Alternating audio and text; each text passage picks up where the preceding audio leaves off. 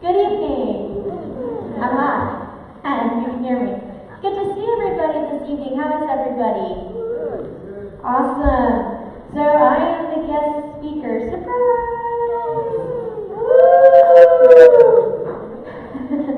So I'll have you guys bear with me.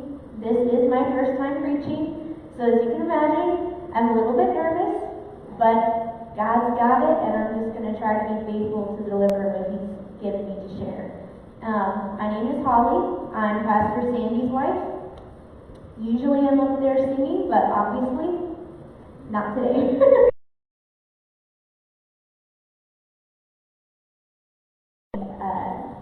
To preach in the fall, actually, during one of my husband's sermons, and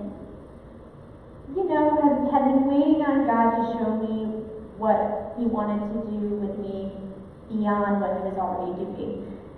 Kind of had an inkling it might be coming, but when that still small voice did come and tell me I needed to do this, I honestly felt sick to my stomach, started feeling very nervous and scared. It scared me to my core, but I know by God's grace that He can use me. So, without further ado, we will get going with tonight's topic. It is called Tough Love. Tough love. Now, I don't know about you guys, but one of the first things that comes to my mind when I think about tough love is a parent spanking their kid. I don't know how many of you guys have parents that did that. Mine did. But it was for my good.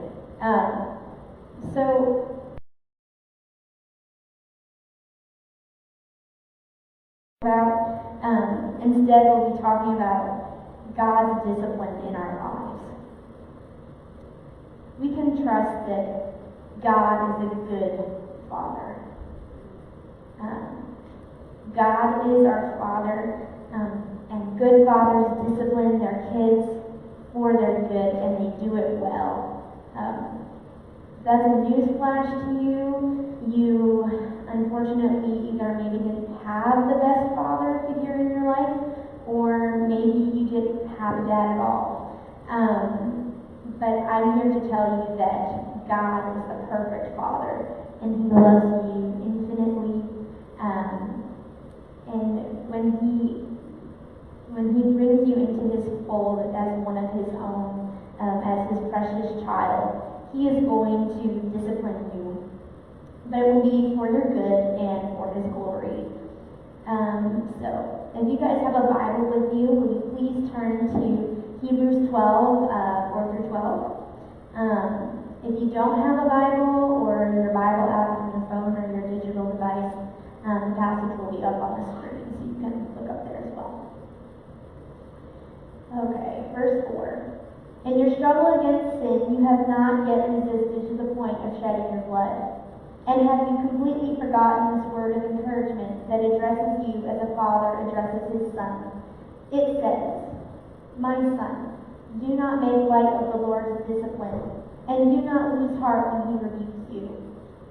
Because the Lord disciplines the one He loves, and He chastens everyone He accepts as His son. Endure hardship as a discipline. God is treating you as His children. For what children are not disciplined by their father? If you are not disciplined, and everyone undergoes discipline, then you are not legitimate, not true sons and daughters at all. Moreover, we have all had human fathers who disciplined us, and we respected them for it. How much more should we submit to the Father of spirits and live? They disciplined us for a little while, as they thought best. But God disciplines us for our good, in order that we may share in His holiness. No discipline seems pleasant at the time, but painful. Later on, however, it produces a harvest of righteousness and peace for those who have been trained by it. Therefore, strengthen your feeble arms and weak knees." All right. Our first point is this. God desires a maturity of our character and therefore disciplines us. The beginning of verse 7 says, "Endure hardship as discipline. God is treating you as his children." Now, I don't know about you guys, but I really don't like the sound of that. Because, I mean, who enjoys enduring hardship? Anybody? No? No takers? Okay. Hardship is hard. Period. It is. We've all been through some hard stuff, I think, and we can relate to that statement. When you find out you can't have children, when your spouse walks out on you, when you lose your job, when you crash your car, Pastor Tyler. When you lose a loved one, most of us have lived in one or more of these scenarios at some point in our lives. And if we haven't experienced one of these scenarios, we've experienced something that makes us more holy. Many people have tried to place the blame for their pain on God, but the fact of the matter is that ultimately mankind is responsible for our own pain. Adam, the first man, and his wife Eve were the first people to sin. They introduced sin, pain, and hardship into this world when they pridefully disobeyed God and ate from the tree of the knowledge of good and evil. However, we have all rejected God and chosen to do what we felt was right, or that we thought felt good wasn't right, at some point in our lives. And this is called sin. Sin separates us from God. And the Bible says that sin leads to death. So naturally pain falls into this equation as well. Since we are destined to endure pain, God, as a good Father, chooses to use it for our good. He chooses to use it to make us whole. To take our brokenness that happened when we rejected God and to make us whole again. When we are completely whole and we choose not to sin willfully, we call this entire sanctification, aka holiness. Discipline is unpleasant, but we are so focused on the short-term feelings of discomfort that we often forget the long-term benefits of character building that discipline can afford. So, as humans, we often get hung up on the short term. We forget that our current state is temporary and that we are really eternal beings. Our souls will live on forever, and whether we spend that eternity with God in his presence, as his holy possession, or apart from God in eternal damnation, is our own choice. If you have asked Jesus to be your Lord and your Savior and are living in right relationship with him daily, then you are sealed for eternity as his. He desires your holiness. He wants you to be free, and he wants you to be whole and free from brokenness. So let's imagine for a minute that you go to the ER with an open wound. The doctor tells you that he's going to have to stitch you up. "I'm sorry, ma'am. I'm sorry, sir. That's a really deep cut you've got there. You're going to have to get out the stitches." And you say, "Absolutely not, you crazy man. Get away from me. I don't want anything to do with those stitches." I would hope that would be your response. I would hope that you would let the doctor stitch you back up so that you can get better. Unfortunately, we're often like that ornery patient when it comes to God. We tell him that he's the Lord of our lives, but then we refuse to let him work on us. So we have sensitive areas of sin or wounds in our lives that we don't want to have touched. It hurts too much, or maybe secretly we actually like having those wounds there. So publicly we pretend the wounds aren't there, but then privately we nurse them behind the doors of our closed hearts. And then God says, "Let me stitch that up." And our response is either to surrender and allow him to fix us, or we say, "Absolutely not," and we walk the other way out the door, and we're still bleeding everywhere. course, God is our Father and doesn't want us to bleed everywhere. He loves us, he cares infinitely about each of us, and he knows that our healing is what is best for us. He often uses discipline as a means to that healing. God is our Father. We are his children. What would it look like if we allowed him to discipline us for our good? It would be good, right? I hope we can all agree with that. Would it hurt? Yes. Sure. But like so many things in life, no pain, no gain, right? Okay. Moving on to our second point. Where you turn for help first determines what has a hold on your heart. When bad things happen, where do you turn? Maybe to food, maybe to music. I know all the millennials out there love their music. To sleep, millennials also love their sleep. But I think there are others in this room who also enjoy their sleep.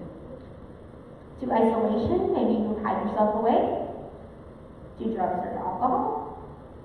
It's not necessarily wrong to turn to most of the things on that list. But what is wrong is when we don't turn to God as our primary source of health, comfort, and strength. When we don't turn to him first to set up an idol in our hearts. The Israelites made this mistake. Please turn with me to Hosea 5:13, and again it'll be up on the screen. When Ephraim saw his sickness and Judah his sores, then Ephraim turned to Assyria and sent to the great king for help. But he is not able to cure you, not able to heal your sores.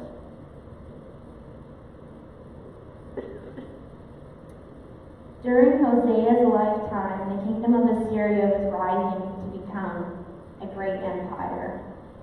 And rather than turning to God for help and healing, the people of Israel decided to look to the highest earthly power that they could find, the Assyrians. They had the king of the universe to look to and to help them, but they chose to look to men instead. The result was that the people of Israel had to pay tribute, or money, to the Assyrians. Well, the tribute ended up being too heavy of a burden for the people, and they didn't want to pay it anymore. So, let's turn to 2 Kings 17:3-6 to see what happened next. And while you're turning there, I'll give you a little background on the passage. A few years later, Israel had a new king. His name was King Hoshea, and the Assyrians had a new king named Shalmaneser. Shalmaneser, king of Assyria, came up to attack Hoshea, who had been Shalmaneser's vassal, and had paid him tribute. But the king of Assyria discovered that Hoshea was a traitor, for he had sent envoys to So, king of Egypt, and he no longer paid tribute to the king of Assyria, as he had done year by year. So, let's go ahead and pause right there. The very people the Israelites had turned to for help actually ended up being their undoing. They ended up being their undoing. They no longer wanted to pay the Assyrians tribute, so they turned to God for help, right? No. No. They turned to the king of Egypt. They turned to Egypt, not to God. They made the same mistake again. Not once, twice. You would think they would have learned from the first time, but no. And their brokenness and their terrible circumstances, they looked to the powerful kingdom next door again, instead of to God. So, let's see what happens next. Pick up in verse 4 with, Therefore Shalmaneser seized him, that is King Hoshea, and put him in prison. The king of Assyria invaded the entire land, marched against Samaria, and laid siege to it for 3 years. In the 9th year of Hoshea, the king of Assyria captured Samaria and deported the Israelites to Assyria. He settled them in Hala, in Gozan, on the Habor River, and in the towns of the Medes. The people of Israel were defeated by the very people they had turned to for help, the Assyrians. They were deported to a foreign country. They lost their homeland. They lost their government, and they lost their way of life. Essentially, they lost next to everything, except maybe for some of them their lives. So, what is your Assyria? What is the idol in your life that you continually turn to over and over again with your problems instead of to God? God desires your holiness. He desires your healing, and He desires your wholeness. So why do we continually turn to idols instead of to God for our healing? We have to wake up, church. Because if we keep turning to idols instead of to God, we're going to come out empty. And we're certainly not going to get healed. Then Ephraim turned to Assyria and sent to the great king for help.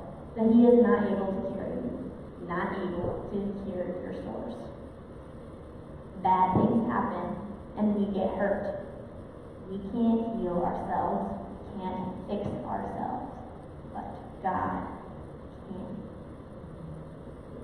Third point. Oh, there's the idol, okay. Third point. We can choose to grow through our trials. God uses hardship as discipline in our lives. Bad things happen. We can choose to grow bitter, or we can choose to grow from them. I don't know about you, but I would prefer to grow. So, what are some ways that we can intentionally choose to grow through trials? Number 1. Look for God's presence in the midst of the hurt. Jeremiah 29:13 says, "You will seek me and find me when you seek me with all of your heart."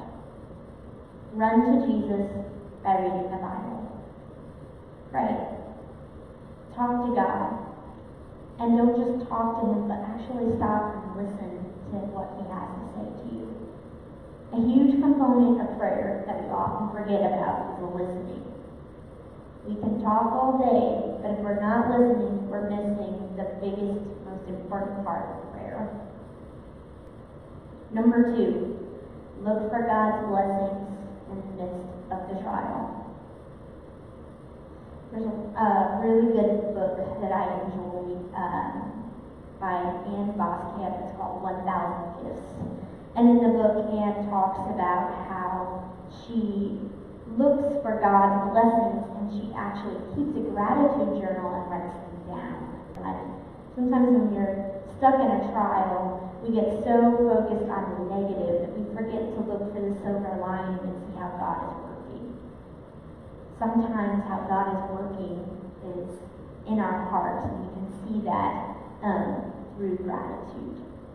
We use the lens of gratitude, then we can see what He's doing. So you can look for God's blessings, write them down, reflect on them. Remember that God is behind each and every one of those blessings. And remember that He is the giver of all He gives. So we can trust Him even when things are not going the way we want them to.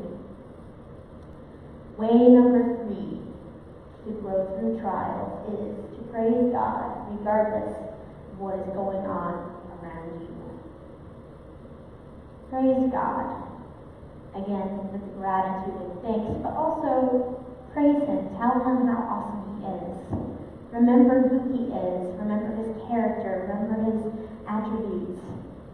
Lean in on His promises that He gives us in His Word. Reflect upon His unchanging nature and His goodness. Tell Him that you love Him. Tell Him that you trust Him, or admit to Him that you need help to trust Him more. God loves it when we're honest. When we're not honest, He sees right through us, so we might as well just be upfront with Him. So if you need to ask for more trust, then do that, and ask for more trust from Him to help you to trust God more. When you have chosen to look for God's presence, look for His blessings, and praise Him regardless of your circumstances, your confidence and your faith in God Your belief in his goodness and unchanging character will be strengthened. With each new trial, you will have new stories of God's faithfulness to share. He is always faithful to his children, through and despite of every trial we face. We say, God, where are you? When really he's been there all along, and we're the ones who have lost our perspective and our focus. We have to ask God to renew that focus and that perspective. If we are not growing, then we are dying. Let me say that again. We are not growing, then we are dying. Why not leverage the bad things in our lives in such a way as to benefit our faith? We're going to go through them anyways. You might as well turn them around and use them to glorify God and to grow in our faith. Fourth point. Jesus cares so much about our holiness that he shed his own blood. Let's look back at Hebrews 12:4. In your struggle against sin, you have not yet resisted to the point of shedding your blood. Jesus cares so much about your holiness, that he shed his own blood. No matter what we are going through, we will never know a sacrifice like Jesus. He left his home with his Father in heaven to be born in a stable. When he came, very few people even knew who he was. We didn't even recognize him. Later on, he was betrayed. He died a criminal's death. He was completely innocent. The very people who he came to save not only didn't recognize him, but they killed him, murdered him in cold blood. So the next time you are tempted to complain about your circumstances, remember Jesus' sacrifice. Trust me, I'll put it all in perspective for you. You will realize how small your trials are in comparison to his. And it should help us remember, too, that he understands. He's been there. Jesus was a man of sorrows and suffering. And in him we can find our joy because he understands. If you need a friend, there's no better friend to look to than to Jesus in the middle of your trials. When you contemplate Christ's sacrifice, you will remember how important your holiness is to God. He was willing to suffer and to die, and not only to suffer to die, but to do so voluntarily. Why? He loves us so much, but it's more than that. He chose to die and to suffer for your holiness. Let me repeat that. Jesus was willing to suffer and to die for your holiness. Yes, for your salvation. And oh, it is so wonderful. Thank you, Jesus, for the gift of salvation. And thank you, Jesus, for wanting a relationship with us. Yes, that's why he died. Absolutely. Yes, it gives us a chance to spend eternity with him. Absolutely. But it's more than that. It's for our holiness. It's for our sanctification. He cares way too much about you to leave you broken and apart from him. He wants you to be holy. He wants you to be whole. And he gave everything, so that you could be. He is willing to die to make you his holy child. Cling to Jesus. Pray. Listen for his voice. Look for the blessings in the midst of the trials. Watch for God working. Praise him regardless of what is going on around you, and remember his promise. And we know that in all things, God works for the good of those who love him, who have been called according to his purpose. Romans 8:28. Cling to that promise. When you can't see the good in what God is doing, remember, it is working for your good. And we can trust it and take it to the bank because the Bible has told us so. God disciplines those he loves, but he is a good Father. He does it for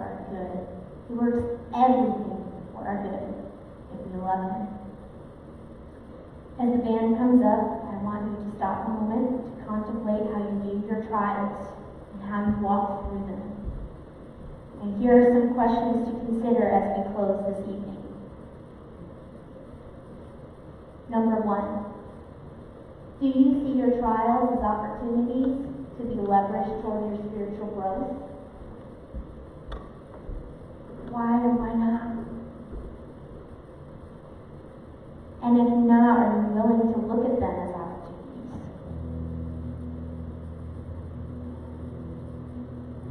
Number 2, do you run to Jesus when you go through hardship, or is there an idol in your life that needs to be torn down? Idols are insidious. They're not always obvious. It's not always what you would expect. Sure, it can be something big and obvious. Some people are hooked on drugs. Some people are hooked on alcohol. They turn to those things to help them through their problems and say those are obvious idols in one's life. But for a lot of us, the idols are hidden. If you don't know what the idol is in your life, then ask God. Ask Him if there is an idol. I guarantee you He will show you if you listen. Some examples of insidious idols in our lives might be food. When you're depressed, maybe you stress eat. Might be sleep. You choose to sleep it off instead of turn to Jesus. These things aren't bad things, but they can be bad if we don't look to God first. Maybe there's a relationship in your life that you've put ahead of God. Maybe your career is more important to you than to God. Maybe your finances are more important to you than to God. Lay it down. If you're finding your security in your finances, or your career, or your spouse, you gotta lay it down. Obviously, you can't walk away from your spouse. Maybe right now is not the right time to leave your job. But you gotta give Jesus first place in your life, and He will show you how to do that. Maybe it does mean leaving your job. Maybe it just means coming to Him first. He'll show you what it looks like, but you gotta ask Him. Next question. If there is an idol, what are you going to do about it? You going to let it stay? This is where the rubber meets the road. What's really important to you? Is Jesus Lord of your life, or do you just say He is? If He is Lord of your life, you're going to knock down that idol without hesitation.